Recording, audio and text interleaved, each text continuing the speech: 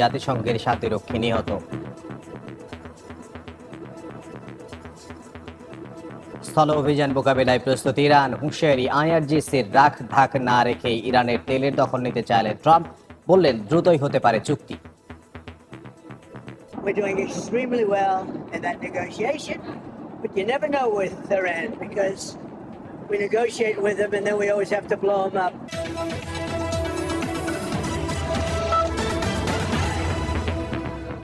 আন্তর্জাতিক সময়ের সঙ্গে আছে আমি ইমদাদুল হক। ইসরায়েলের শিল্পাঞ্চলে ক্ষেপণাস্ত্র হামলা চালিয়েছে ইরান। ইরাকে মার্কিন ঘাঁটিতে আক্রমণে উড়োজাহাজ ক্ষতিগ্রস্ত হয়েছে।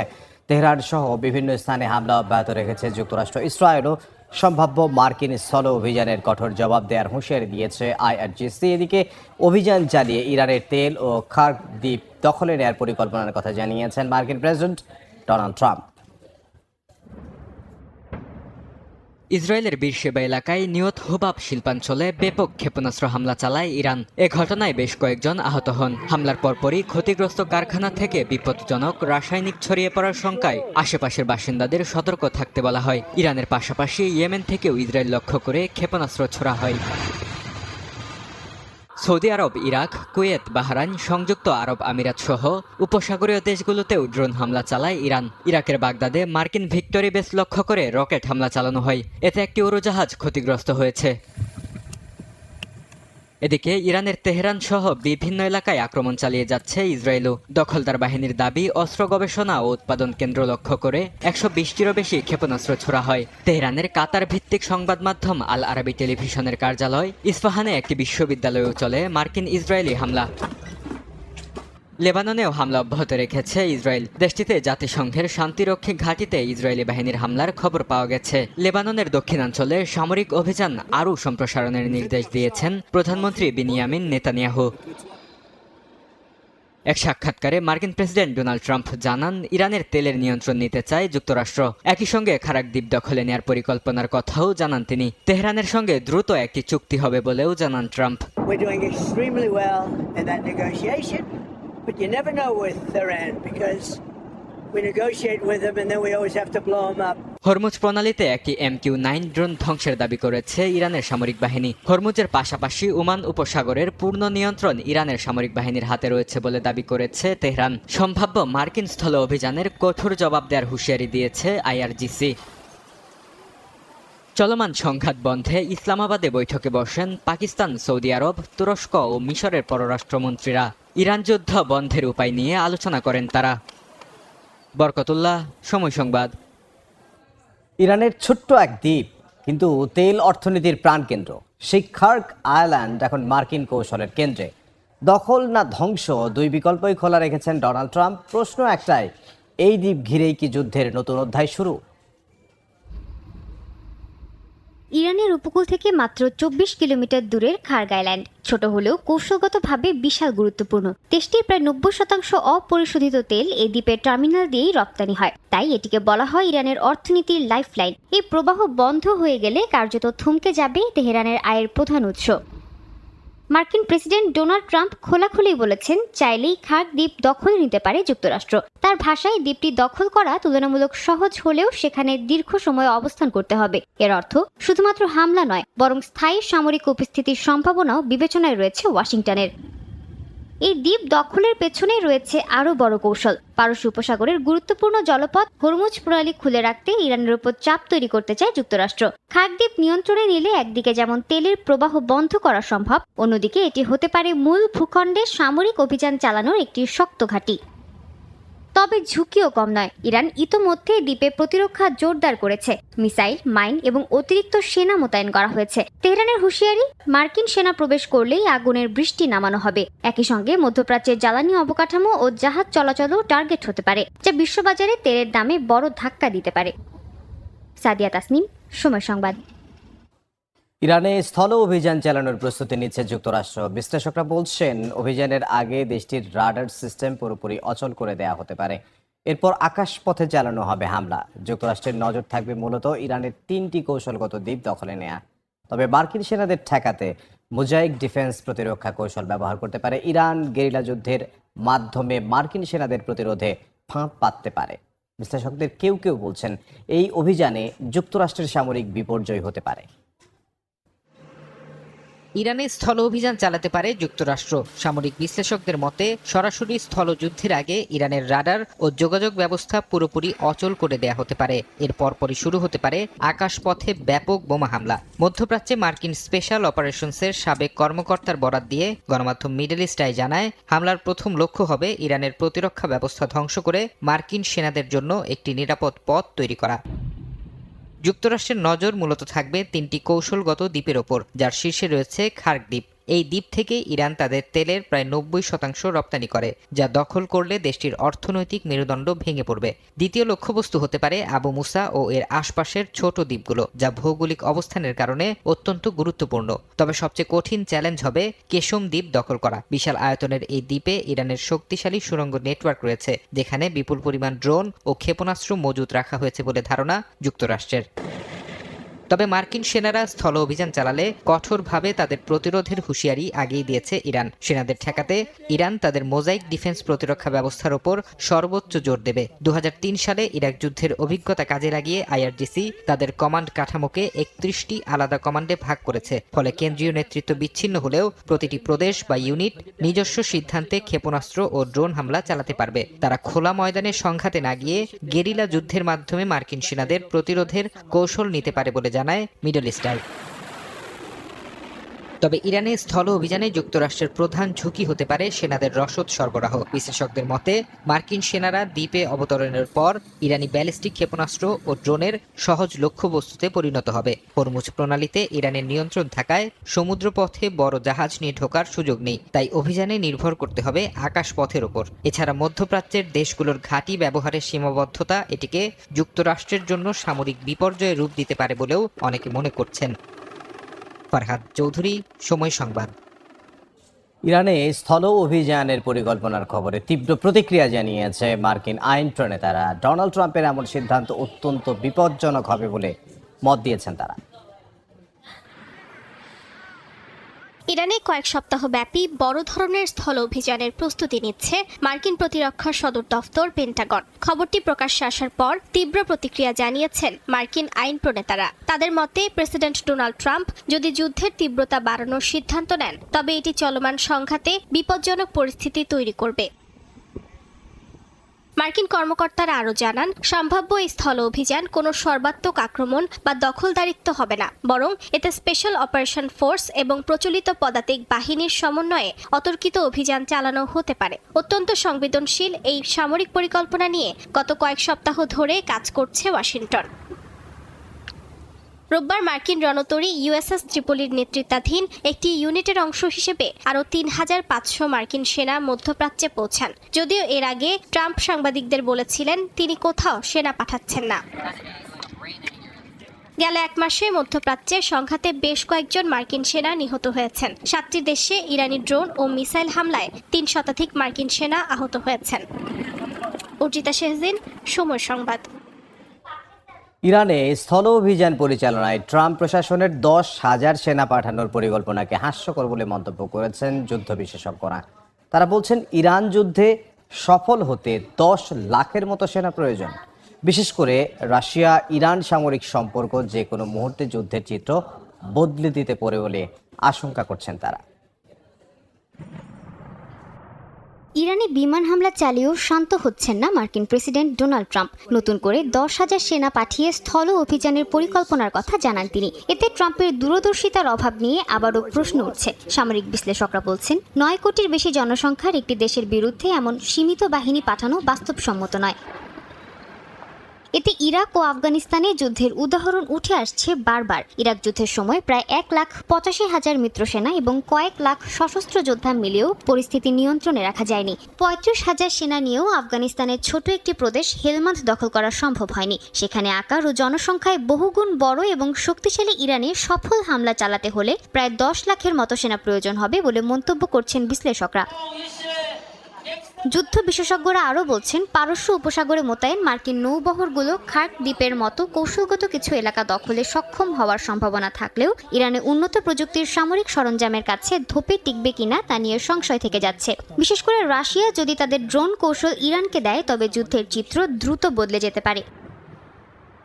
এদিকে ইরানও বারবার দাবি করে যাচ্ছে যে তারা যে কোনো সামরিক হামলার জন্য পুরোপুরি প্রস্তুত। এমনকি যুক্তরাষ্ট্র ও ইসরায়েলের জন্য ইরান সম্মুখ যুদ্ধের প্রস্তুতি নিয়ে অপেক্ষা করছে বলেও জানান পররাষ্ট্রমন্ত্রী আব্বাস আরাকচি। এ অবস্থায় ইরানের স্থল অভিযান পরিচালনার জন্য ট্রাম্প প্রশাসনের পরিকল্পনাকে যুদ্ধ বিশেষজ্ঞরা হাস্যকর বলে মনে করছেন। কারণ ইরানের সামরিকভাবে সফল হতে হলে ট্রাম্পকে মার্কিন সশস্ত্র বাহিনীর প্রায় প্রত্যেক সদস্যকে সেখানে মোতায়েন করতে হতে পারে। মার্কিন সশস্ত্র বাহিনীর বর্তমান সদস্য সংখ্যা 13 লাখের বেশি।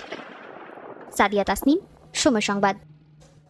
সৌদি আরবের প্রিন্স সুলতান বিমান ঘাঁটিতে ইরানের হামলায় যুক্তরাষ্ট্রের অত্যাধুনিক ফ্লাইং রাডার বিমান ধ্বংসের কথা জানিয়েছে কর্তৃপক্ষ। এই বিমান শত শত মাইল দূরের হুমকি শনাক্তে সক্ষম। এই হামলাকে যুক্তরাষ্ট্রের আকাশ প্রতিরক্ষা ব্যবস্থার উপর বড় ধরনের চ্যালেঞ্জ হিসেবে দেখছেন বিশ্লেষকরা। সৌদি আরবের প্রিন্স সুলতান বিমান ঘাঁটিতে ড্রোন ও ক্ষেপণাস্ত্র হামলা চালায় ইরান। হামলায় অত্যাধুনিক মার্কিন রাডার বিমান ধ্বংসের কথা জানায় কর্তৃপক্ষ। একাধিক সামরিক বিমান ক্ষতিগ্রস্ত সহ 12 মার্কিন সেনা আহতের খবরও পাওয়া গেছে।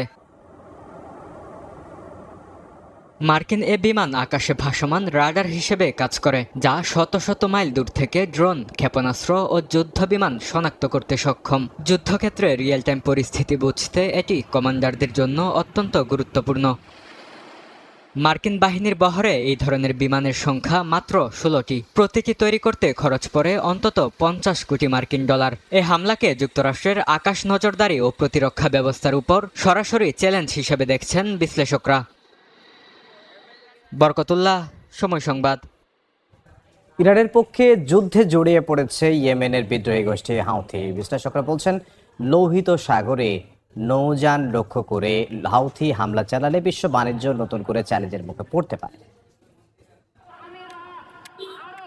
4 সপ্তাহের নীরবতা ভেঙে ইরানের পক্ষে যুদ্ধে যোগ দিয়েছে ইয়েমেনের বিদ্রোহী গোষ্ঠী হাউথি। হামলায় ইসরায়েলের বিভিন্ন সংবেদনশীল সামরিক স্থাপনা লক্ষ্যবস্তু করা হয় বলে জানায় গোষ্ঠীটি। হাউথিদের হামলা ইরানের তুলনায় কম কার্যকর হলেও তা বিশ্ব অর্থনীতিতে বড় ধরনের প্রভাব ফেলতে পারে। গোষ্ঠীটি বাবেল মানদেব প্রণালীতে জাহাজে হামলা চালিয়ে আগেও বৈশ্বিক বাণিজ্যে বড় ধরনের ধাক্কা দিয়েছে। এবারও এই পথ অস্থিতিশীল হলে বিশ্ব অর্থনীতিতে নতুন সংকট তৈরি হতে পারে। অন্যদিকে হরমুজে নিষেধাজ্ঞা থাকায় এ পরিস্থিতি আরও জটিল হবে। সৌদি আরব ও সংযুক্ত আরব আমিরাত সহ উপসাগরীয় দেশগুলোর জ্বালানি ও সামরিক স্থাপনাও হুমকির মুখে পড়তে পারে। অতীতে এমন হামলার জবাবে যুক্তরাষ্ট্র ও ইসরায়েল সরাসরি বিমান হামলা চালিয়েছে। তবে হাউথিরা এবার কতটা এগোবে তা এখনও পরিষ্কার নয়।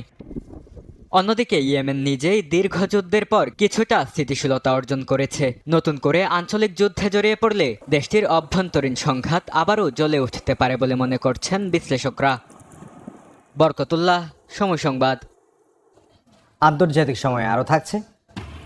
ইউক্রেনে রুশ হামলায় নিহত 5, আহত 14। বেলগরোদে পাল্টা আক্রমণ। কিয়েভের যুদ্ধে অবকাঠামো অর্থনৈতিক সক্ষমতা ধ্বংসের প্রতিযোগিতা চলছে, মত বিশ্লেষকদের। লেবাননে ইসরায়েলি হামলায় নিহত সাংবাদিকদের জানাজা সম্পন্ন হয়েছে। এতে অংশ নেন শত শত মানুষ। রোববার দেশটির সুফেইফাতে তাদের শেষ বিদায় জানাতে জড়ো হন শোকাহতরা। শ্রদ্ধা জানানোর পাশাপাশি আন্তর্জাতিক মহল এই হামলাকে যুদ্ধাপরাধ হিসেবে আখ্যা দিয়ে তদন্তের দাবি তোলেন। একই সঙ্গে ভয় না পেয়ে যুদ্ধ পরিস্থিতি বিশ্ববাসীর সামনে তুলে ধরতে কাজ করে যাবেন বলে অঙ্গীকার করেন তারা। গত শনিবার ইসরায়েলি আগ্রাসনে লেবাননে 3 সাংবাদিক নিহত হন। এই হামলার মধ্য দিয়ে প্রথমবার এক সাংবাদিককে হত্যার কথা স্বীকার করে তেল আবিব।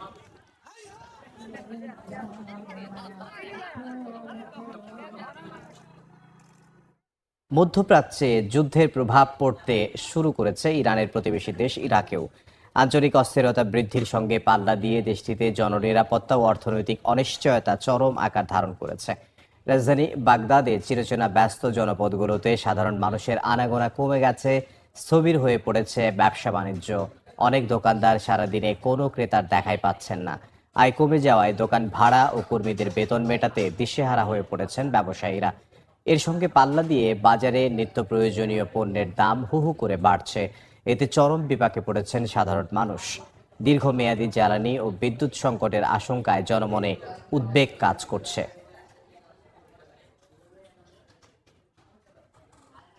এদিকে মধ্যপ্রাচ্যের উত্তেজনার জেরে ভারতে সার সংকট দেখা দিয়েছে, পাশাপাশি বাড়তি দাম নেয়ার অভিযোগও উঠেছে। ভারতে ইউরিয়া, ডিএপি ও পটাশ সহ বিভিন্ন সারের বড় অংশই আসে বিদেশ থেকে। এর প্রায় অর্ধেক সরবরাহ করে মধ্যপ্রাচ্যের দেশগুলো। সারের অভাবে উৎপাদন কমে যাওয়ার আশঙ্কা করা হচ্ছে, যার প্রভাব পড়বে খাদ্য নিরাপত্তার ওপর। মধ্যপ্রাচ্য সংঘাতের সরাসরি প্রভাব পড়তে শুরু করেছে ভারতের কৃষি খাতে। অনেক এলাকায় ইউরিয়া ও ডিএপি সারের সংকট দেখা দিচ্ছে, আর যেখানে পাওয়া যাচ্ছে সেখানে দাম বেড়েছে উল্লেখযোগ্যভাবে। কিন্তু একই সময়ে ফসলের দাম না বাড়ায় উৎপাদন খরচ ও আয়ের ব্যবধান বাড়ছে। এর জেরে আর্থিক চাপে পড়েছেন চাষিরা।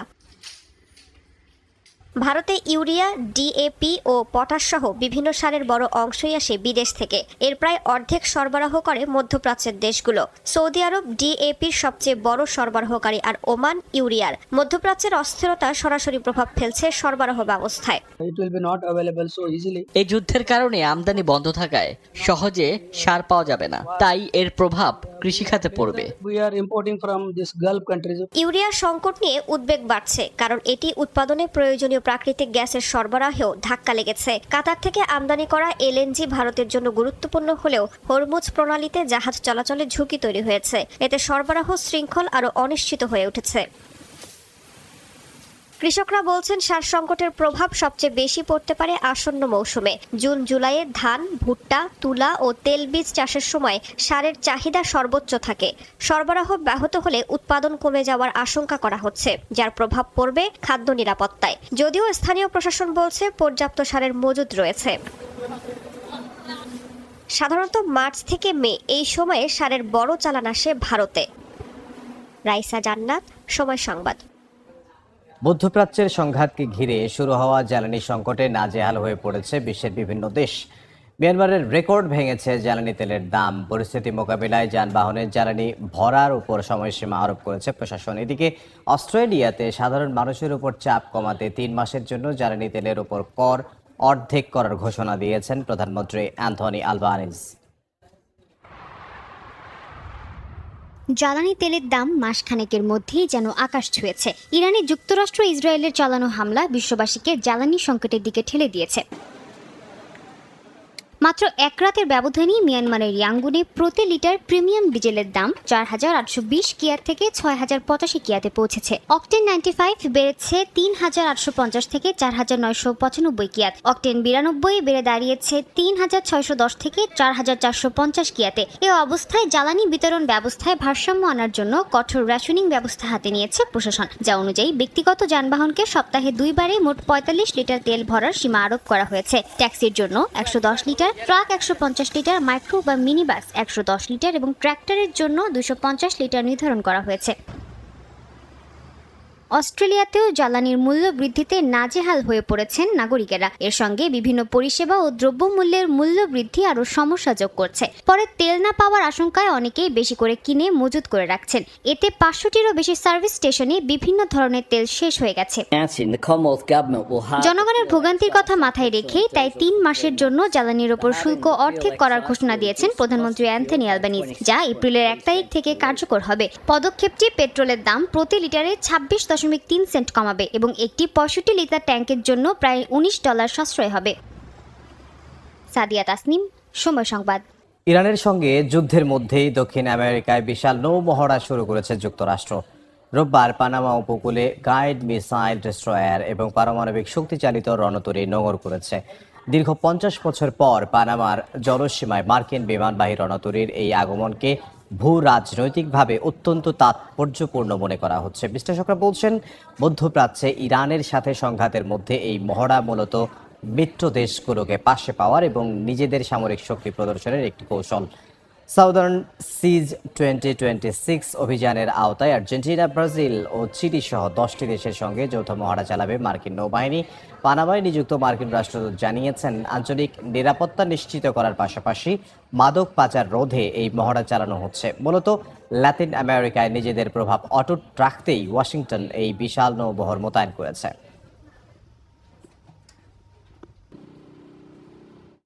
মধ্যপ্রাচ্য সংঘাত ঘিরে আঞ্চলিক স্থিতিশীলতা ফেরাতে ইসলামাবাদে বৈঠকে বসেন পাকিস্তান, সৌদি আরব, তুরস্ক ও মিশরের পররাষ্ট্রমন্ত্রীরা।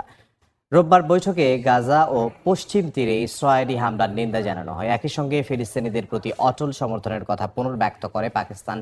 এরই মধ্যে গাজায় অব্যাহত ইসরায়েলি হামলায় শিশুসহ 7 জন নিহত হয়েছেন, আহত হয়েছেন আরও বেশ কয়েকজন।